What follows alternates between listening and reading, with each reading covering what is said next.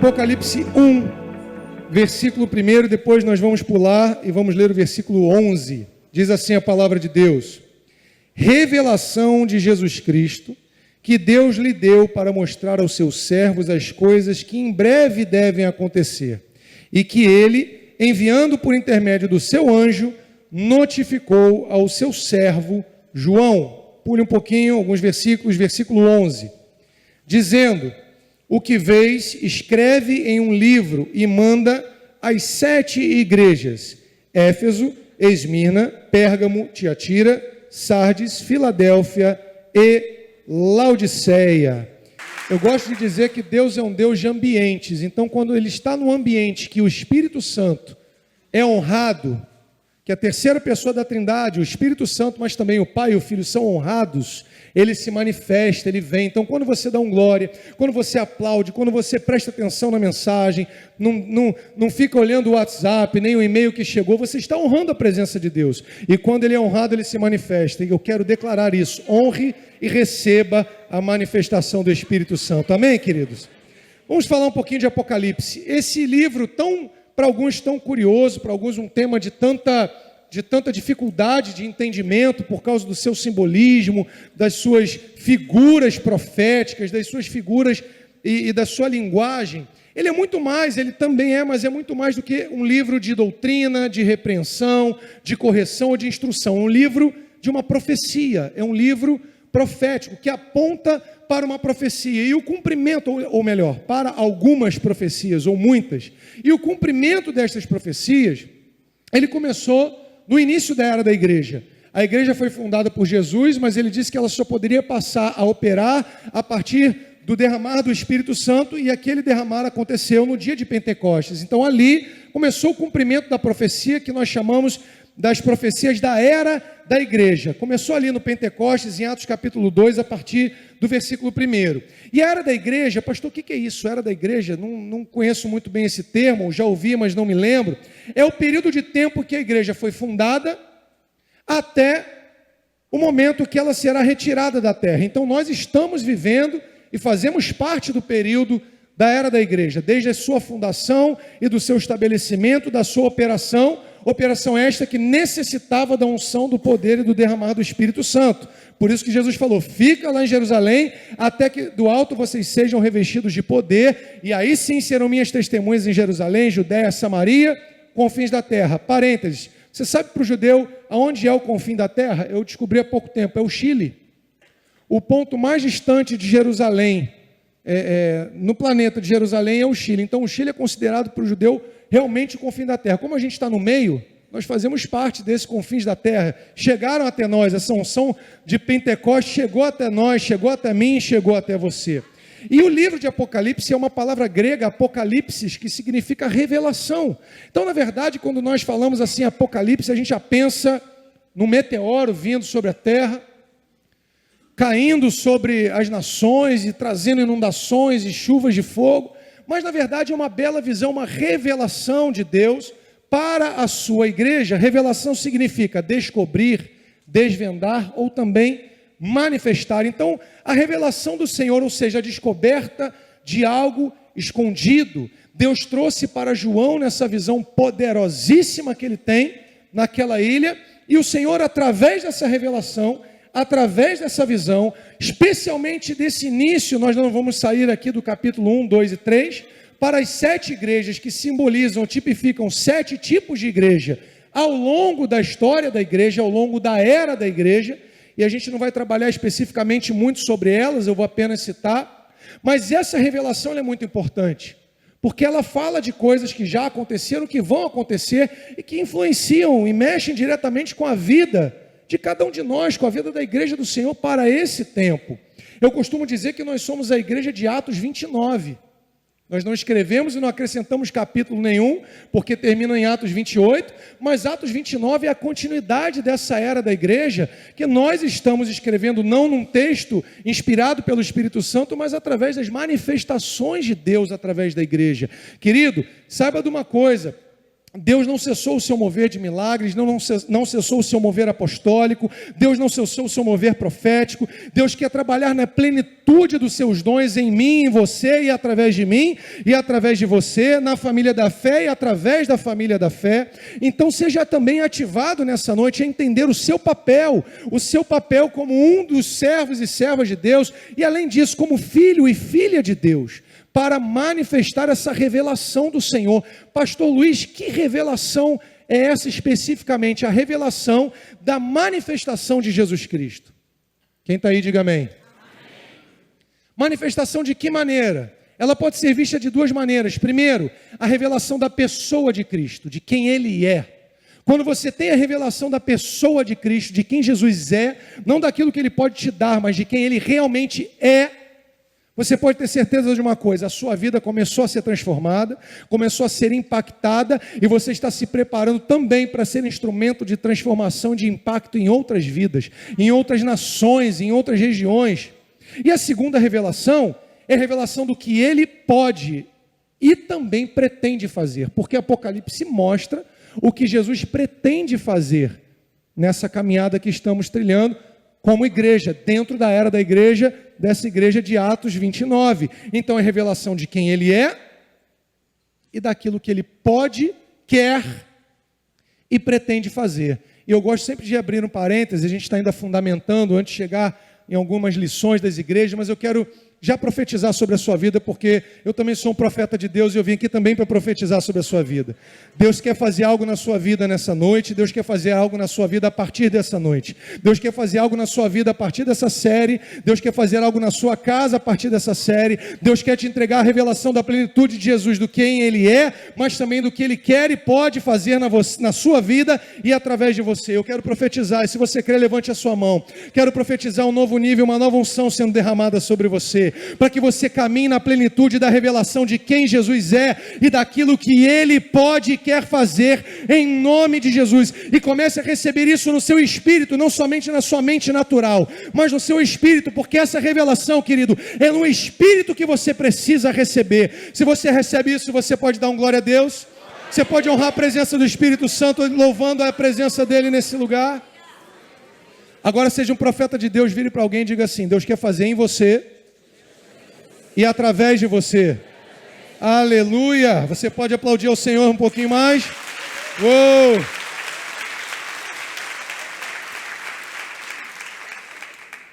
Esse livro, ele é dividido basicamente em 3 sessões, só para a gente entender mais um pouquinho. Primeiro, a sessão que a gente já falou, a sessão da era da igreja.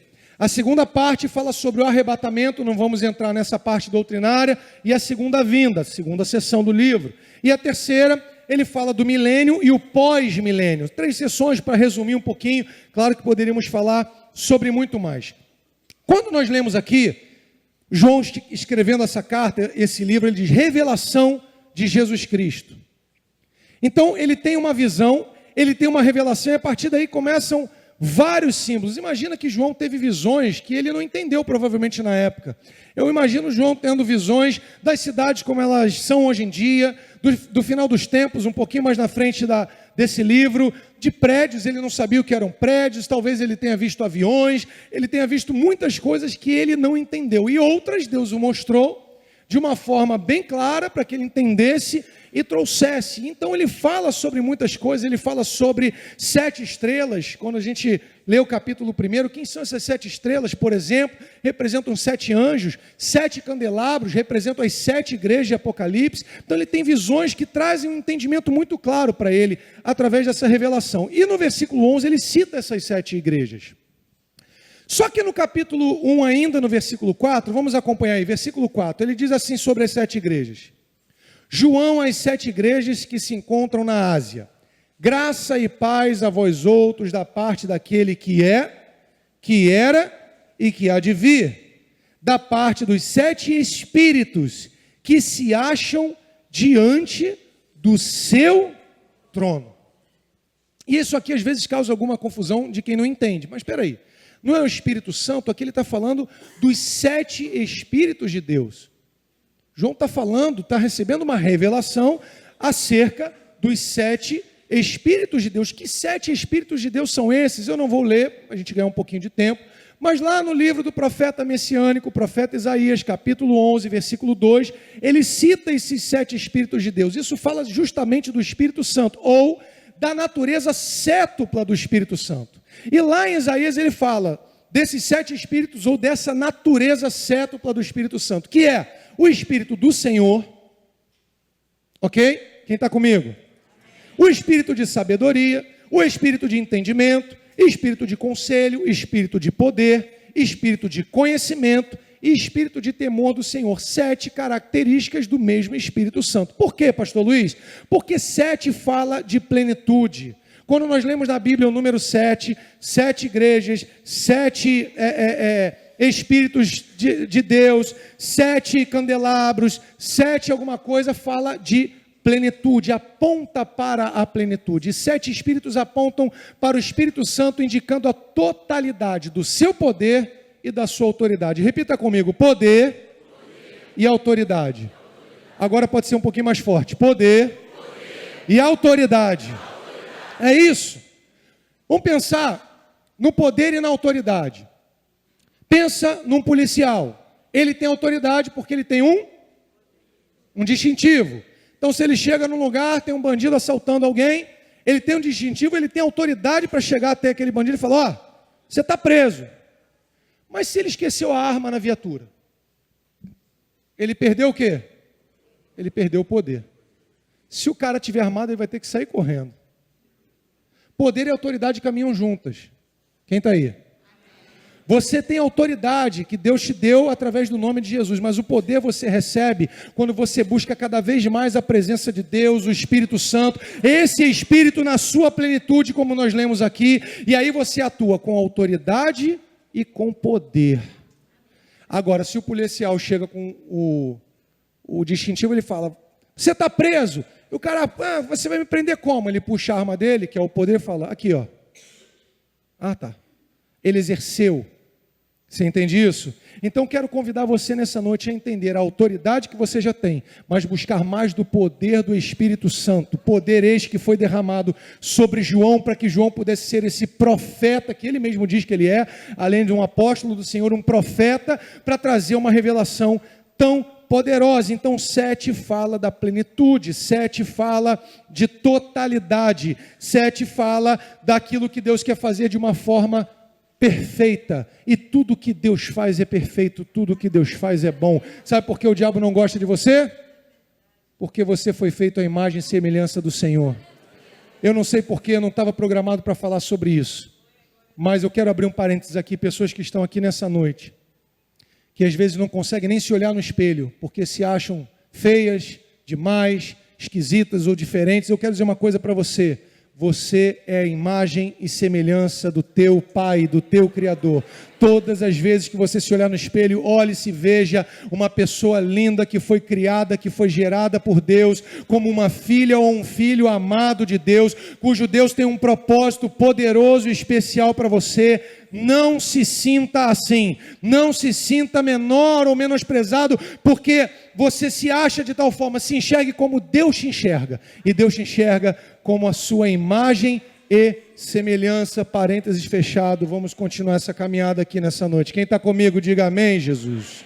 Aleluia. E as 7 igrejas que nós lemos aqui, no versículo 11, a igreja de Éfeso, vamos entender um pouquinho. A igreja de Éfeso, o Senhor, Ele trouxe elogio, Ele trouxe crítica, instrução e promessa, para todas elas, menos para uma que Ele não fez elogio nenhum. Éfeso, qual foi o elogio? Olha, você rejeita o mal, persevera e é paciente. Ok? Glória a Deus. Éfeso era uma igreja de batalha espiritual, estava guerreando contra Diana dos Efésios. Paulo fundou uma igreja lá, deixou um casal de pastores, foi difícil fluir. Depois de alguns anos, Paulo retorna, a igreja ainda não tinha crescido, tinha cerca de 20 pessoas, e ele continua guerreando até que ele tem uma estratégia: vou ao templo, vou evangelizar, vou orar, as pessoas vão ver o poder do Espírito Santo e vão parar de servir a Diana e vão se converter. Quem está aí? Elogio, rejeita o mal. Crítica. O amor da igreja de Éfeso não era um amor fervoroso, não era mais um amor daquele primeiro amor. E eu quero fazer um parênteses para você aqui nessa noite. Você precisa amar a Deus com fervor, aquele amor que você recebeu lá no início, principalmente quem já tem muitos anos de igreja. Aí depois de tempo parece que a gente já sabe tudo e a gente não sabe nada. Que você continue amando a Deus com toda a paixão, com todo amor, com toda a sua força. A igreja de Esmirna era uma igreja que suportou o sofrimento. Ela não recebeu uma crítica, mas ela precisou passar por um conserto com o Senhor. E ela suportou o sofrimento. A igreja de Pérgamo, ela recebeu um ótimo elogio. Olha, vocês mantiveram a fé em Cristo. Ok, vocês não se desviaram da doutrina de Cristo. Porém, não se desviaram da fé em Cristo. Porém, se desviaram da doutrina. Por quê? Porque ela foi uma igreja que tolerou a imoralidade e as heresias. Então ela recebeu uma crítica. Eu ainda estou no fundamento. E qual foi a instrução para essa igreja? Se arrependa. A outra igreja, Tiatira, ela amava o serviço, perseverava no serviço ao Senhor, porém tolerou a idolatria. Sabe aquela coisa assim, para não perder as pessoas, para elas continuarem vindo aqui, a gente tolera a idolatria. E eu quero dizer uma coisa para você, idolatria não é só idolatrar imagem, nem santo. Idolatrar pessoas, idolatrar coisas, idolatrar formação, trabalho, qualquer coisa que você coloque à frente de Deus, que você troque a Deus, você pode estar correndo o risco de idolatrar. A igreja de Sardes, que era uma igreja que alguns mantiveram a fé, mas a crítica do Senhor a ela foi uma crítica pesada. Era uma igreja morta. Foi a palavra que o Senhor usou. Alguns mantiveram, mas a grande maioria estava morta espiritualmente. E a igreja de Filadélfia, que é um modelo extraordinário, perseverou na fé, manteve a fé e Deus não fez nenhuma crítica, o Senhor não fez nenhuma crítica a essa igreja. E aquela que é uma igreja mais complicada, que é a igreja de Laodiceia, que ninguém quer saber, ninguém quer falar, ela não recebeu nenhum elogio. Nada que ela fazia, ela estava fazendo e agradava, que agradasse ao Senhor. Era uma igreja indiferente. Esse é um fundamento muito rápido que a gente pode falar sobre Apocalipse, sobre as 7 igrejas. E aqui, querido, quando a gente começa a ler Apocalipse, principalmente no tema que o pastor colocou, falando das 7 igrejas, a gente pode observar que ainda hoje esses 7 tipos de igrejas a gente consegue encontrar por aí. Tem ao longo da história, a gente pode observar ao longo da história da igreja, cada período uma igreja trabalhando, uma igreja dessas atuando, mas também ainda hoje encontramos esse tipo de ação nas igrejas do Senhor. Eu quero dizer para você que em nome do Senhor Jesus sejamos uma igreja como temos sido, como você tem sido, a família da fé tem sido, uma igreja que continua fazendo a diferença, que permanece agarrada no primeiro amor, no amor e na essência do Evangelho, que viva essa fé verdadeira e genuína, não uma fé teórica, mas uma fé verdadeiramente prática. Que a gente pratique, continue praticando essa fé. E eu quero compartilhar com você, já que falamos de 7 lições e aplicações que nós aprendemos com essas igrejas de Apocalipse. Você está disposto a caminhar mais um pouquinho comigo agora? Mais 7 pontos para a gente sair daqui hoje recebendo tudo que o Senhor quer nos entregar, amém? E o primeiro deles está no versículo 3 do capítulo 1, que diz assim: Bem-aventurados aqueles que leem e aqueles que ouvem as palavras da profecia e guardam as coisas nela escritas, pois o tempo está próximo. Primeira lição e primeira aplicação que nós temos que tirar nessa noite, poderíamos ter 12, mas hoje temos 7, amém? Nós não podemos olhar para a palavra só como algo teórico. Primeira lição, conhecimento e aplicação. Eu preciso conhecer e aplicar, mas eu só aplico aquilo que eu conheço. Quem está aí? Eu sou formado em História, sou professor de História. Para que eu pudesse me formar, eu tive que fazer uma faculdade para poder dar aula, para aplicar aquilo que eu passei a conhecer. Você entende isso? A palavra de Deus é poderosa. A palavra de Deus é poderosa. A palavra de Deus é rica. A palavra de Deus contém verdades extraordinárias para cada um de nós. Você não precisa estar vivendo coisas que você está vivendo, porque a palavra já diz ao contrário. Então, se você tem um conhecimento e traz isso para aplicação, você vai ver como situações que você tem guerreado há anos podem ser resolvidas em minutos. Conhecimento e aplicação. Bem-aventurado significa feliz é aquele que lê, aquele que ouve e que guarda, porque o tempo está próximo. Você precisa receber, conhecer e aplicar. A palavra de Deus, ela diz em Efésios capítulo 1, versículo 3. Eu gosto desse texto, eu gosto de citar esse texto.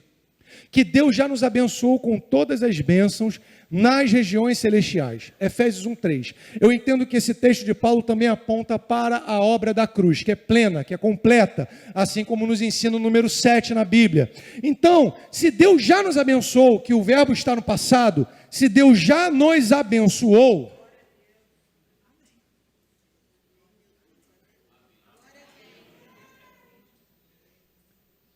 o que eu preciso fazer, pastor Luiz? Não é difícil, é simples. A Bíblia diz que nós fisicamente estamos aqui. Estamos aqui na Igreja de Nova Vida, Jacarepaguá, família da fé, sentados aqui nesse templo bonito, confortável. Daqui a pouco, fisicamente, eu vou para minha casa, você vai para a sua, você vai tomar uma sopinha quentinha nesse frio antes de dormir, ou aqui na igreja, talvez, né? Porque aí você ainda abençoa a igreja. E aí você vai para a sua casa, fisicamente. Amanhã você vai trabalhar, vai estudar, e vai se deparar com novos desafios, ok. Mas a Bíblia diz que espiritualmente nós estamos numa outra dimensão, num outro nível. Não estamos nesse andar. A Bíblia diz que nós estamos assentados com Cristo nas regiões celestiais. Fazendo um link com Efésios 1:3, que diz que as nossas bênçãos já estão disponíveis nas regiões celestiais, está aí o segredo. É só, parece difícil, mas não é.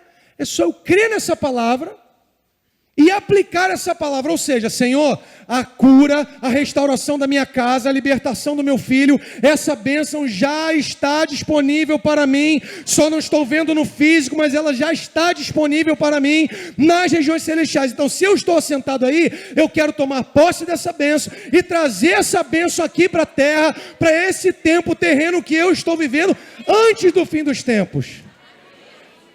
Você entende isso? Conhecimento e aplicação. Querido, eu vibro quando eu começo a ver o que a palavra tem, o que eu já vivi e aquilo que eu sei que eu ainda vou viver, porque Deus assim já o disse. Querido, é só eu ter esse conhecimento da palavra, não teórico, mas prático, aplicar esse conhecimento da palavra na minha vida. Escute, quando você começar, e você que já tem feito, continue, e você que não tem feito como deveria, faça. Você que não tem atendido, por exemplo, as convocações, quando o pastor te convoca aqui para um evento de homens, para um evento de mulheres, para um congresso, quando você atende uma convocação dessa, querido, ali é para você receber mais desse conhecimento, mais dessa aplicação e ver isso mudar a tua vida. Repita comigo: conhecimento e aplicação. Agora diga assim: eu estou. Só se você crer. Se você não crer, pode ficar quietinho, não precisa repetir não. Mas se crer, repete até com um pouquinho mais de força. Eu estou assentado com Cristo, o meu Salvador, nas regiões celestiais. E nesse lugar, eu tomo posse da obra da cruz, eu me aproprio das bênçãos de Efésios 1:3 e trago para a terra, para minha casa. Você crê nisso? Então receba isso em nome de Jesus. Receba isso em nome de Jesus. Receba essa verdade da palavra na tua vida, em nome de Jesus. Aleluia. Segunda lição e aplicação, versículo 6. E nos constituiu reino, sacerdotes, para o seu Deus e Pai. A Ele a glória e o domínio pelos séculos dos séculos. Amém. Segunda lição das igrejas de Apocalipse, das 7 igrejas, é que nós fazemos parte de um reino de sacerdotes para servir a Deus e estabelecer o seu reino, primeiro em nós e depois através de nós. Querido, nós somos parte de um reino de sacerdotes. A Bíblia diz que Jesus, ele é o rei dos Quem são esses reis? Você pensa assim, não, é o pessoal lá, é a rainha Elizabeth, é o rei da Espanha. Não. Eles são reis dos países deles lá, ok, é uma monarquia que hoje já não funciona como antes. Esses reis que o Senhor está falando, sabe quem são? Olha em volta aí. Você está sentado numa assembleia de reis, querido. Tem um monte de rei e rainha aqui, sentado um do lado do outro. Olha que lugar poderoso esse aqui, pastor. Nós estamos numa assembleia onde tem um monte de reis aqui, sacerdotais nesse lugar, porque Jesus é o rei dos reis, e Ele nos chamou para que, através dEle, desse privilégio que nós temos de reinar com Ele, como Pedro fala na primeira carta dele, na primeira carta de Pedro, capítulo 2, versículos 9 e versículo 10, para nós reinarmos com Ele. Então nós entendemos que através dEle, nós estabelecemos o reino de Deus, e quando o reino de Deus vem, o império das trevas é destruído. A revelação de Apocalipse também fala sobre isso, da vitória do cordeiro, da vitória do leão de Judá, sobre a besta, sobre as obras das trevas. Eu gosto de dizer o seguinte, Jesus ele veio como um cordeiro. O cordeiro tem uma imagem de um animal indefeso, é verdade, ele veio como um cordeiro, mas ele ressuscitou como um leão, e esse leão ruge em favor da sua igreja, e ele revela a sua igreja já ao final da história. Querido, o Apocalipse, a vida do cristão é o seguinte, já é um spoiler, quem está aí? Você já sabe o final. Você às vezes vê um filme de ação, você fala, puxa, como é que vai terminar esse filme, né? Será que vai? Será que a mocinha não sei o quê? Será que aquele... Querido, já tem aqui o final, o diabo já está derrotado, Jesus já triunfou, nós vamos reinar com Ele, nós já somos estabelecidos nessa terra para estabelecer o reino de Deus aqui nesse lugar. Então você já sabe o final, o seu papel é não desalinhar. Você não pode desalinhar, você precisa se manter alinhado no propósito, alinhado nas promessas. Então nós fazemos parte de um reino. O Senhor nos concedeu esse privilégio de reinar com Ele. Depois fala sobre sacerdote. Sabe o que é isso? Nós somos um povo sacerdotal. E um povo sacerdotal é um povo que tem um privilégio. Que privilégio é esse? Um privilégio de acesso direto, extraordinário até a presença de Deus. E esse acesso, você tem acesso à presença de Deus o tempo todo, nos cultos que você vem, mas também no seu dia a dia, na sua casa, na sua família, na sua caminhada, na sua jornada, no seu trabalho. Você tem acesso a Deus o tempo todo. Um reino de sacerdotes. Você não olhou e viu um monte de rei em volta, agora olha para o lado, começa a ver um monte de sacerdote. Olha só sacerdote bonito que tem aqui de cima. Olha para o irmão, vê como ele é bonito ou bonita aí. Se não for, profetiza. Para Jesus mas se você não achar muito, você profetiza. Há poder na nossa palavra, querido. Há poder na nossa palavra. Há poder na palavra que sai da nossa boca. Há poder na palavra de Deus quando ela é profetizada, quando ela é orada. Eu gosto muito de orar, e nós somos muito de oração, e eu gosto muito de orar a palavra. Quando a gente ora a palavra, a gente ora com a resposta. Isso é extraordinário. Quando você ora a palavra, você já sabe a resposta da sua oração antes dela acontecer. Então você, como um sacerdote, tem acesso ao Senhor, tem acesso à presença, tem acesso à palavra, tem acesso à revelação, tem acesso à direção, tem acesso aos milagres, tem acesso ao benefício, tem acesso ao trono. Antigamente só um sacerdote, uma vez por ano, podia entrar no Santo dos Santos. Você pode entrar o tempo todo. Aleluia. Em quarto lugar, aliás, terceiro, né? Em terceiro lugar, versículo 8. Agora eu vou adiantar um pouquinho mais. O Senhor diz, eu sou o alfa e o ômega, diz o Senhor.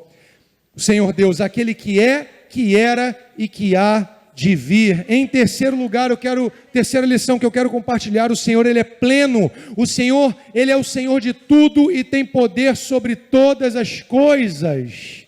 Aqui ele cita duas letras do alfabeto grego, o alfa, que é a primeira letra do alfabeto grego, e o ômega, que é a última letra. Sabe o que Deus está dizendo aqui? Eu sou o alfa e o ômega, o primeiro e o último, ou seja, eu estou na plenitude, eu não vou deixar nada pela metade. A obra que eu comecei, Apocalipse, fala dessa obra. É uma revelação dessa obra, mas a obra que Ele começou em nós, Ele não vai parar essa obra pela metade, meu irmão.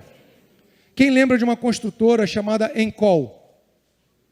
Denuncia a idade já, porque Encol já é antiga. A Ancol deixou um monte de prédio pela metade pelo Rio de Janeiro.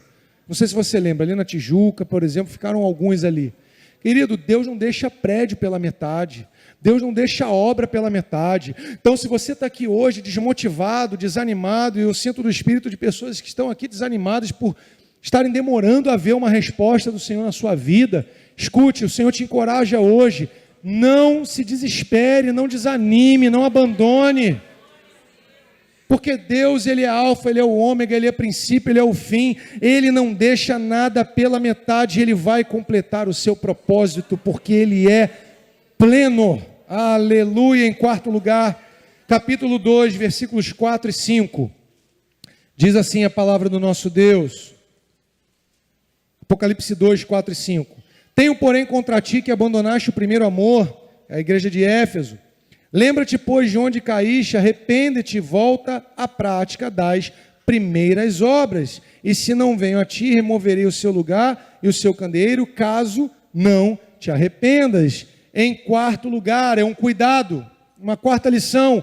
Isso é para mim, é para cada um de nós. Eu tenho e você tem que tomar cuidado para não sair da presença de Deus. Muitas vezes é muito difícil entrar na presença de Deus. Pessoas têm uma dificuldade para se converter, são sofismas, são... Agora, sair da presença de Deus parece que é mais fácil. Começar a orar, às vezes é difícil. Quando você está orando por uma situação difícil na sua vida, na sua família, você, puxa, é difícil essa resposta, mas eu vou entrar em oração e tudo. E basta você ver, olhar para o lado e ver a onda e ouvir o barulho do vento, que você já tira o seu foco da presença de Deus. Lembra Pedro quando Jesus chamou ele para andar nas águas? Lembra disso? Jesus falou, vem Pedro. Pedro foi. Enquanto ele estava olhando para Jesus firme, ele continuou andando sobre as águas. Quando ele prestou atenção no barulho das ondas, no barulho do vento e olhou para o lado, ele começou a afundar. Quem está aí? Então, cuidado que a gente precisa, não sair da presença de Deus, não tirar o foco da presença de Deus, não sair, não abandonar o primeiro amor. Sabe, pessoas que antigamente, quinta-feira é dia de culto, prepara o seu dia para o culto. Eu vou acordar, eu vou orar, eu vou sair mais cedo do trabalho, eu vou dar um jeito, eu não vou deixar de estar na igreja. Aí vai passando, os anos vão passando, os anos vão passando. Ah, se der eu vou. Está muito frio. Tem muito trânsito. Eu demorei um tempinho para chegar aqui. A gente pegou um trânsito abençoado. E tem gente que desiste no meio do caminho. Não podemos deixar que esse fogo apague, que o primeiro amor apague. Sabe, eu quero que nessa noite o fogo do Senhor reacenda em corações aqui também, em nome de Jesus. Levítico capítulo 6, versículo 13, falando do fogo no altar, diz, o fogo arderá continuamente no altar, não se apagará. E que assim seja na sua vida. Em quinto lugar, versículo 10, não temas as coisas que tens de sofrer. Pare aqui. Depois a gente continua. Mas a quinta lição, eu quero falar sobre o temor. A quinta lição que nós aprendemos aqui, nesse início, nessa introdução, nessas cartas para a igreja, para as 7 igrejas de Apocalipse. Não temas. Irmão, uma das principais estratégias do inimigo das nossas almas, o diabo, que é falado nesse livro, apresentado como besta, como dragão, é a intimidação, é o medo. Não tenha medo, não alinhe o seu discurso com o discurso dele.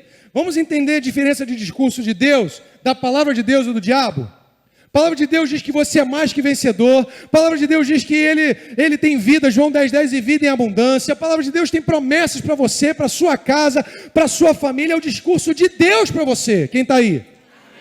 Amém. E você se alinha a esse discurso, recebe a palavra, e aí daqui a pouco vem o diabo e sopra. Mas não é para você. É para o outro. Para... desanima, desiste, olha, fica com medo, coloca medo, você liga no noticiário, medo. Isso é uma estratégia maligna. Você tem duas escolhas, ou você alinha o seu discurso ao discurso de Deus, ou você alinha o seu discurso ao discurso do diabo. De Deus é de fé, o de Deus é um discurso positivo, que vai te levantar, que vai te tirar de uma situação de abatimento. O discurso do diabo é o seguinte, continua assim.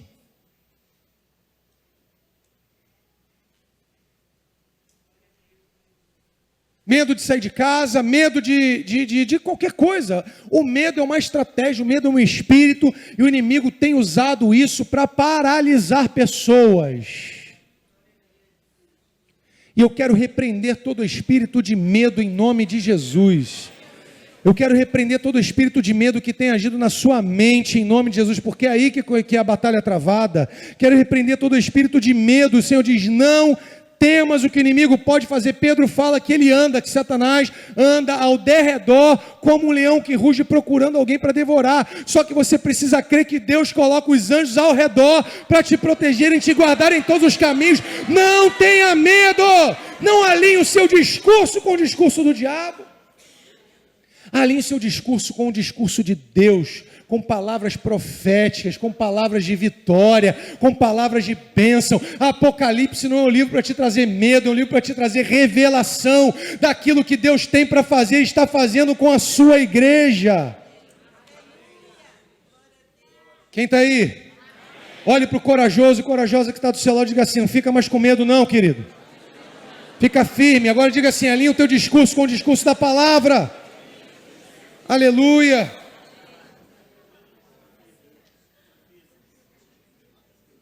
O nosso discurso, aquilo que nós falamos, diz muito daquilo que nós estamos recebendo.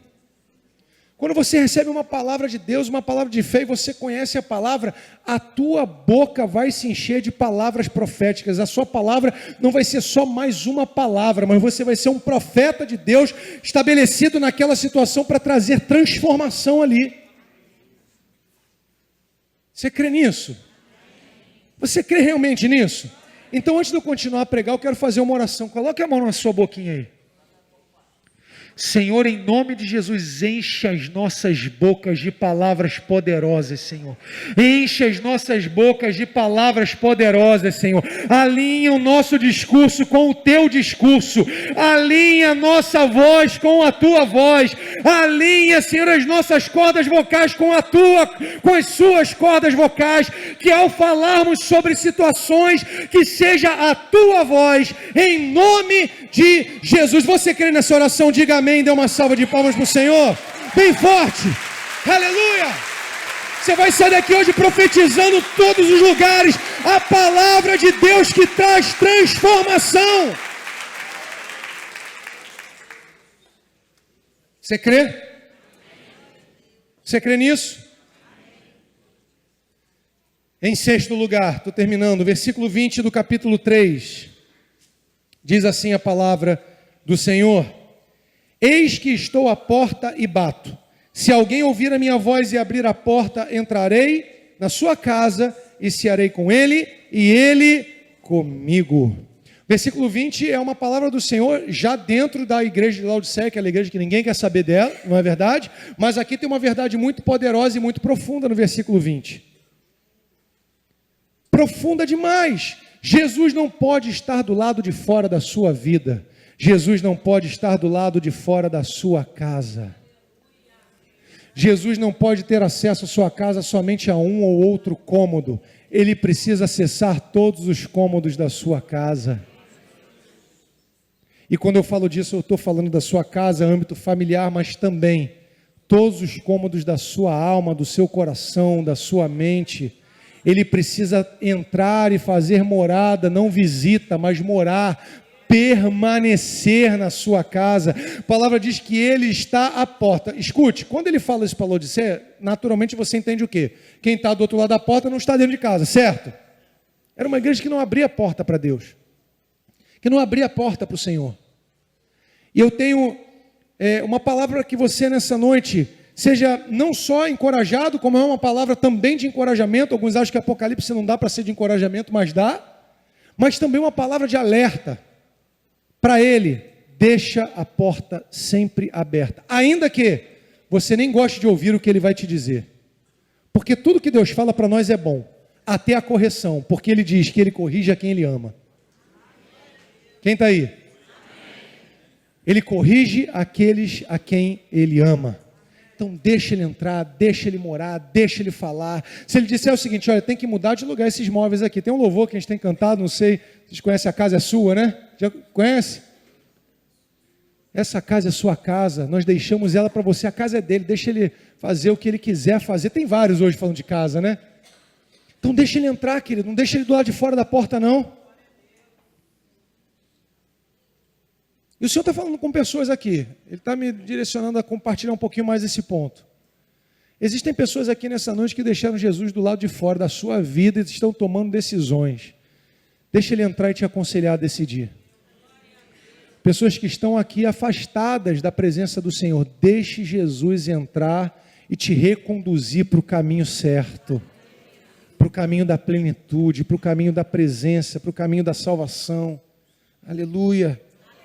Ele não pode ficar do lado de fora. Nós temos profetizado esse tempo, nós estamos orando até 31 de julho, com outras igrejas da rede, em outros lugares, profetizando 31 dias de transformação da cidade do Rio de Janeiro, também do Brasil. Eu costumo dizer o seguinte, que o Rio e o Brasil são casa do Senhor também. E a gente precisa deixar Ele entrar nessa cidade, entrar nos nossos bairros, entrar nas nossas famílias, entrar nas nossas casas, não deixa Ele do lado de fora. E hoje à noite você, na hora da oração, fala: Senhor, pode entrar na minha casa, entra com força, entra e faz o que o Senhor quiser. Se o sofá está ruim, está feio, tira esse sofá de lugar. Se esse cômodo está fechadinho ali, está empoeirado, aquele cômodo da falta de perdão, sabe aquele quartinho que você deixa guardadinho ali? Não, esse aqui eu não vou perdoar porque ele não merece. Ei, escute, falta de perdão não faz mal para quem você não perdoa. Falta de perdão faz mal para você mesmo. Para você mesmo. Então deixa Ele entrar nesse quartinho empoeirado da falta de perdão e transformar esse quarto num lugar da presença. Em sétimo lugar, capítulo 3, versículo 7, diz assim: ao anjo da igreja em Filadélfia escreve: estas coisas diz o santo, o verdadeiro, aquele que tem a chave de Davi, que abre e ninguém fechará, e que fecha e ninguém abrirá. Conheço as tuas obras, eis que tenho posto diante de você e diante de ti, querido, uma porta aberta a qual ninguém pode fechar, que tens pouca força, você pode se sentir fraco, entretanto, guardaste a minha palavra e não negaste o meu nome. Versículo 12, ao vencedor falo-ei coluna no santuário de Deus, e daí jamais sairá. Gravarei também sobre ele o nome do meu Deus, o nome da cidade do meu Deus, a nova Jerusalém,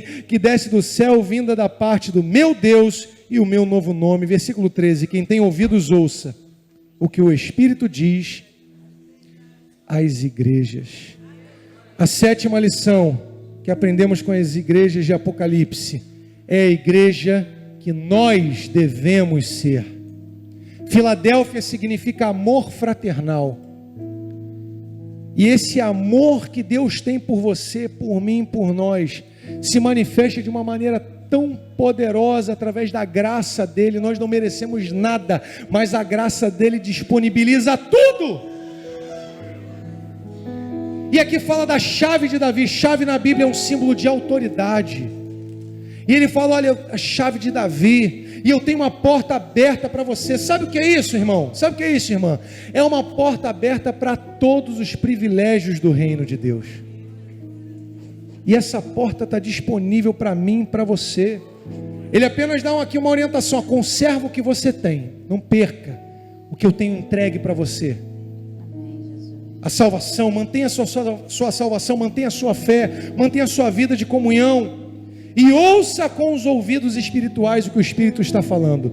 Enquanto eu estou pregando aqui, enquanto essa série tem sido ministrada, durante a palavra o Espírito Santo fala com pessoas de maneiras diferentes, em momentos muito específicos. Então ouça, pega essa chave que Deus está entregando, essa chave de Davi, essa chave de autoridade, entra por essa porta que Deus está te colocando. Talvez seja uma porta de cura, uma porta de restauração, uma porta de renovo, uma porta de revelação que Deus está te dando através dessa série de revelação, uma porta para um novo tempo, uma porta para uma nova fase que você está sendo impulsionado pelo Senhor a entrar.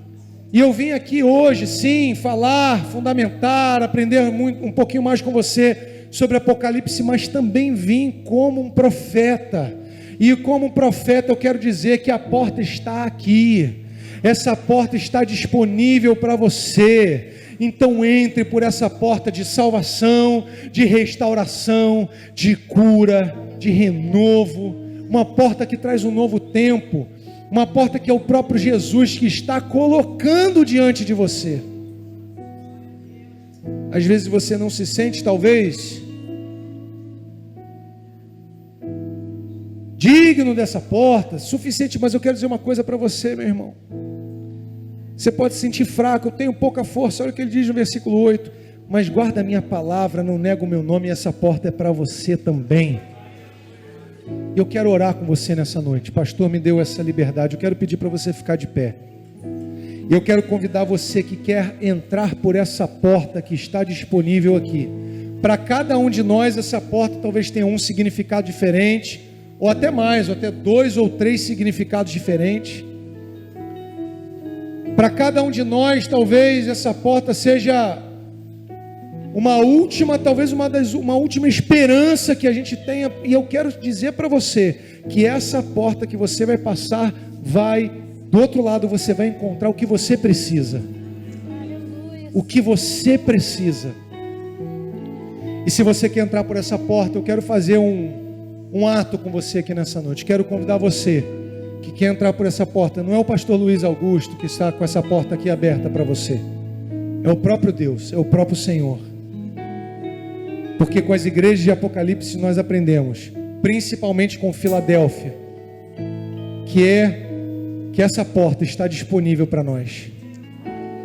Que essa porta está disponível para a minha vida, para a minha família. E se você quer entrar por essa porta, sai do seu lugar.